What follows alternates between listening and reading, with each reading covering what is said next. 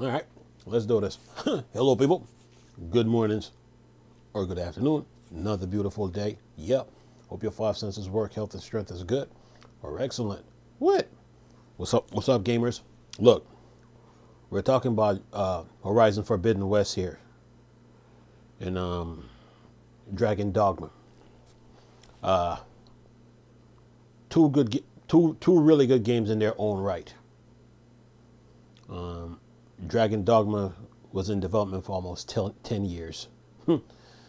And that's a long time too, but it's worth it. And then there's Horizon Forbidden West, one of Sony's exclusives that they brought to PC. They already brought Horizon Zero Dawn, but now it's Forbidden West came out. So these two games are released in the same month, right? March. And there's 12 months in a year. 12 months in a year. January, February, March, April, May, June, July, August, September, October, November, December. So if there's 12 months in a year, that means developers need to utilize every month and every year and release a big AAA game. That way their games can grow. I mean, that way the game can grow and the user base can grow. You have to utilize all 12 months. You don't wait until like September, October, or September, October, November, December to release a game. You have January to deal with, February, March, April, May, June, July, August. So you got to take care of those months. And if you remember when Starfield was coming out, Starfield came out September the 6th, but the developers from I think it was From Software, it was like 10 years too before Armored Core 6 came out. And they released Armored Core like on the very second to last week of August. Starfield comes out September the 6th. Armored Core comes out Starfield comes out September the 6th. Armored Core comes out August, like the second to last week of August. And it worked. Even though Starfield was the bigger game, Armored Core is not chopped liver, but Armored Core needed some room to Armored Core 6, Fires of Rubicon, needs some room to grow. So Armored Core was released like in the second to last week of October, and it worked and it paid off. The user base grew from that, and Starfield was released the following month. So when it comes to releasing AAA games or AA games or single A games, you have to utilize all 12 months. And another good example of this too is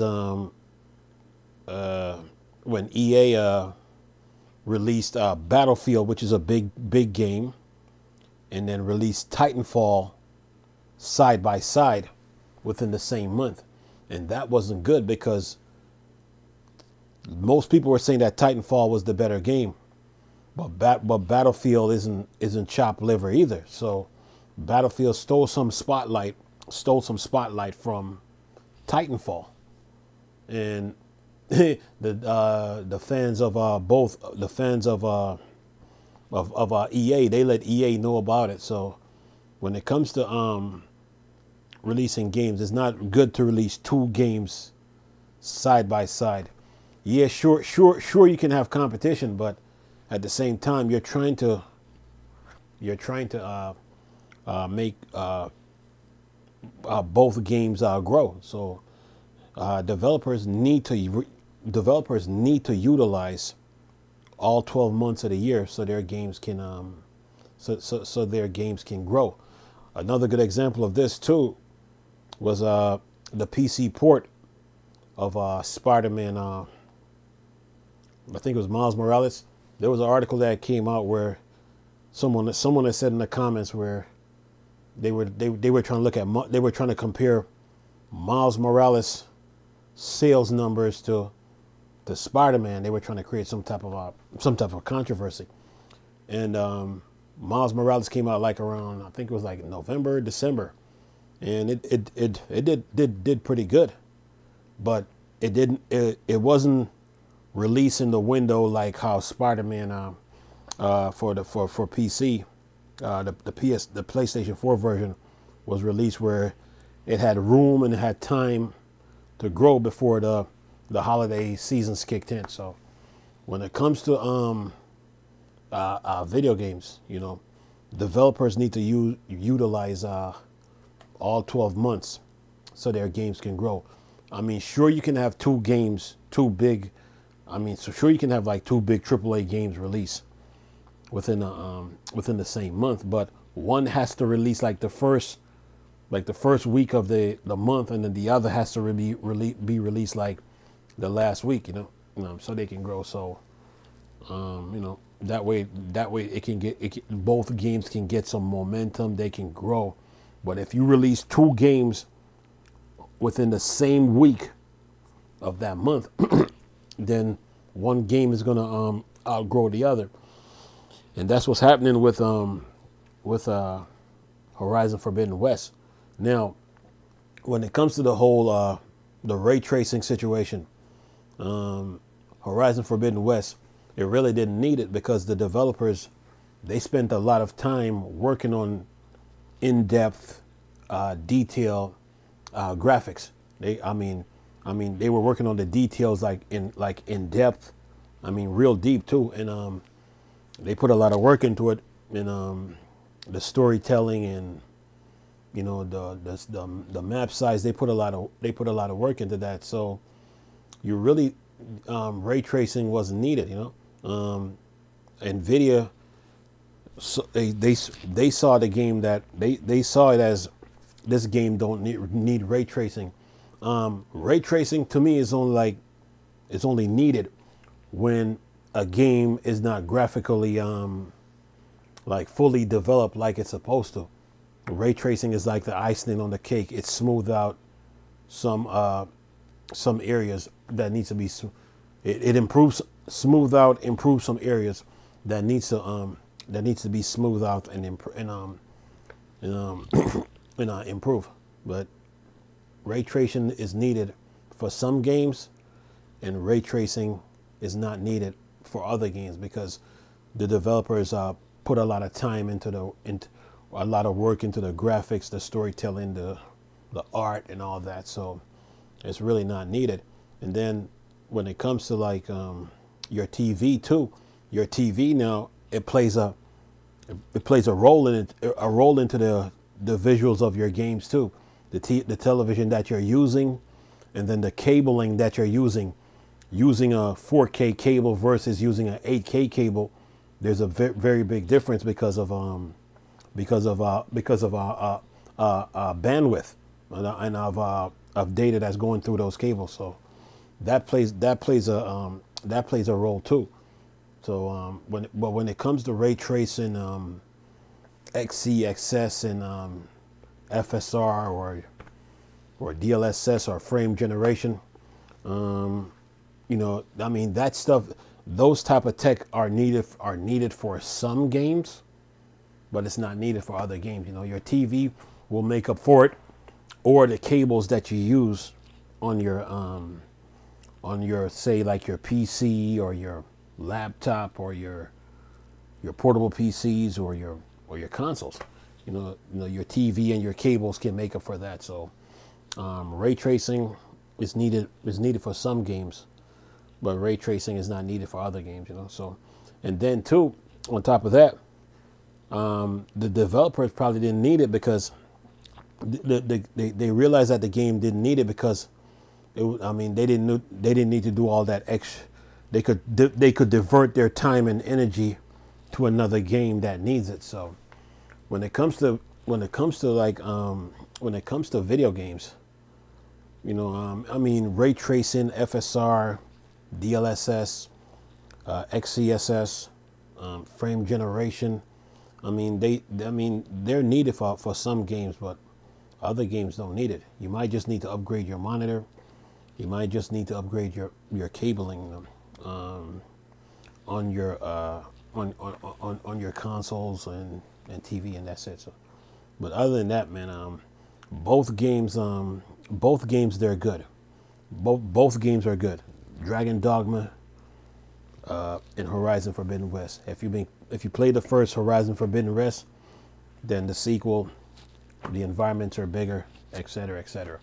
If you played Dragon Dogma Dark Horizon on the 360 PS3 when PC, then or you played on the PS4 Xbox One, then the sequel now, you know, it's been 10 years, so the sequel is, I mean, the environments, they're bigger, the story is bigger, and the bosses are more challenging and stuff like that. So yeah, but other than that, man, you know, I mean, they're two good games in their own right, but when it comes to two AAA games from two different studios, and they're trying to release a game,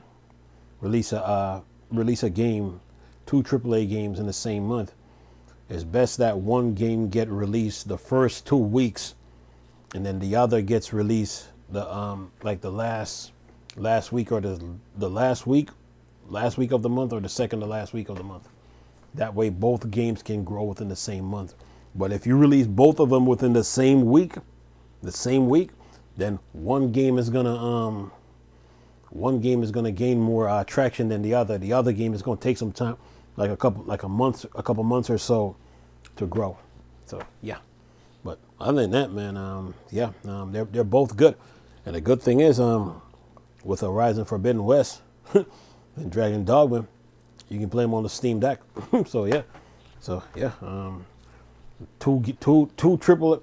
another two games to add to your library of games. But they're both good games. Though they're very good.